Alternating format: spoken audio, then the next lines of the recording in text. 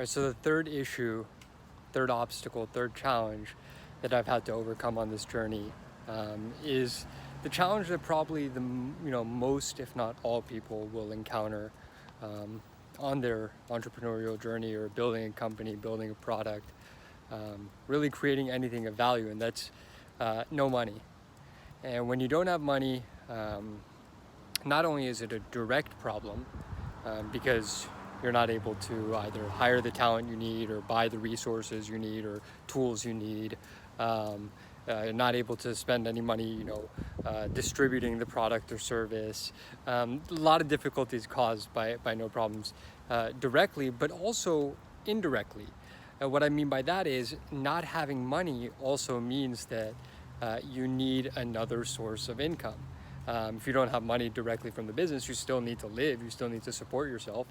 And so you have to not only be able to be working on this thing, which is incredibly difficult in its own right, you have to be having a whole other support system, a whole other way of supporting yourself external of that business, at least until that business is actually paying for you.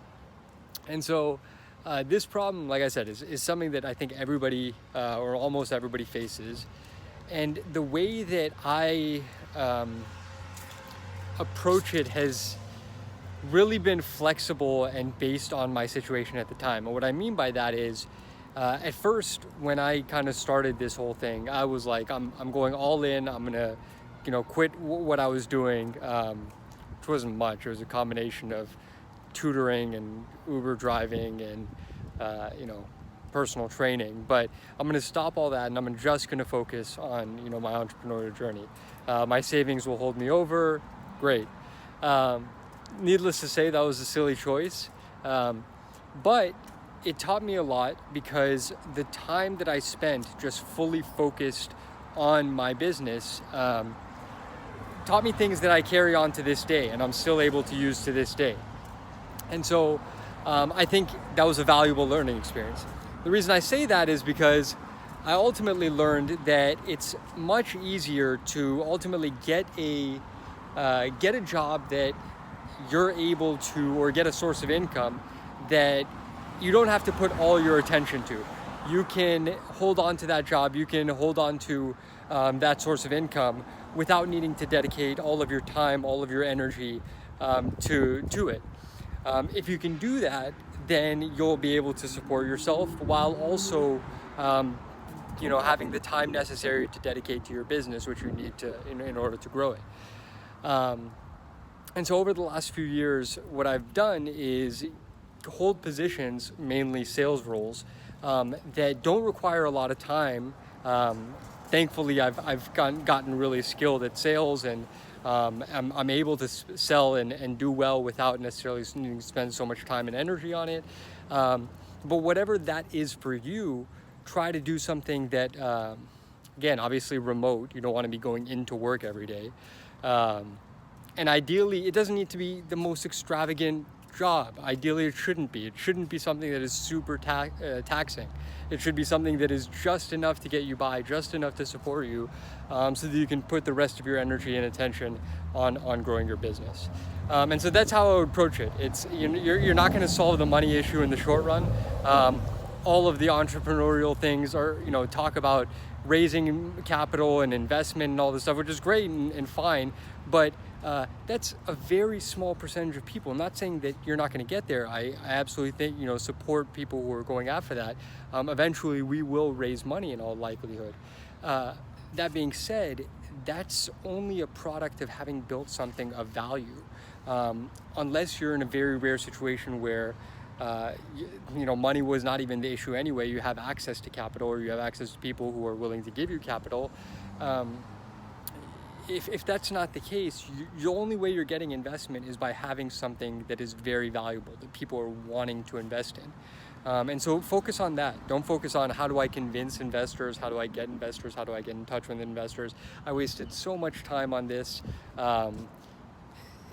You have to focus on the thing that is the moneymaker. Allen Iverson had this great Reebok commercial.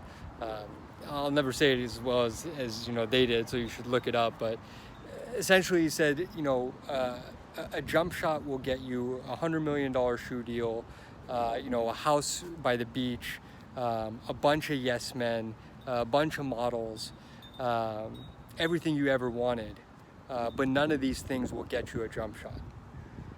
And it's really important to focus on what's the thing that brings everything else. What's the thing that's going to bring you the investors, that's going to bring you the capital, that's going to bring you the ability to recruit great employees, that's going to get you the distribution. It's having something of quality. It's having something inherently valuable.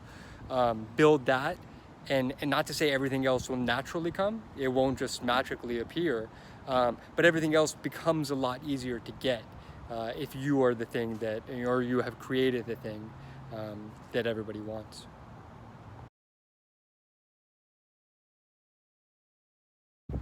So what did I do this week?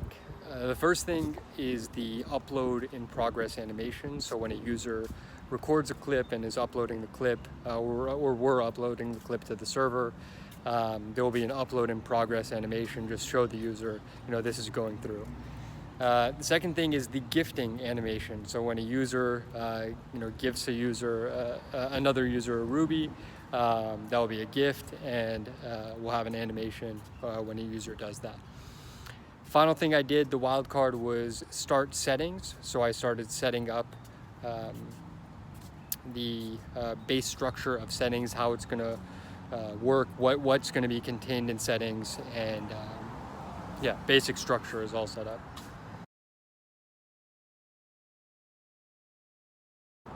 What am I going to do next week? First thing is obviously finish up settings, flesh that out. In addition to that, I'm going to add in edit profile. So the ability to change your name, username, profile photo.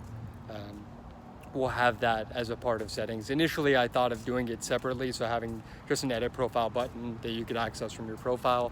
But we're going to have edit profile inside of settings.